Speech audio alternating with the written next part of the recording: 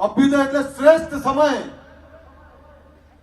2016-2026 ના આજે વચન આપીને જઉં છું કે 2036 માંથી 10 વર્ષ જયારે પૂરા થશે ત્યારે 2036 ની એ સભાની અંદર કદાચ અમે નીચે બેઠા આવીશું, પણ એટલું દાવાથી કહું કે 2036 માં સમાજની કોઈ દીકરી ડીએસપી બનીને ભાષણ કરતી હશે, કોઈ દીકરો કલેક્ટર બનીને ભાષણ કરતો હશે. આ એનું ભૂમિપૂજન કરવા માટે બોલાયા છે. मेरे चेहरे को पढ़कर कुछ लोग समझते हैं कि मुझे पहचानते हैं. ये तो ये हो गया जैसे समंदर की लहरों को छू के ये समझते हैं कि समंदर को जानते हैं. मैंने नहीं ओळखી શકો,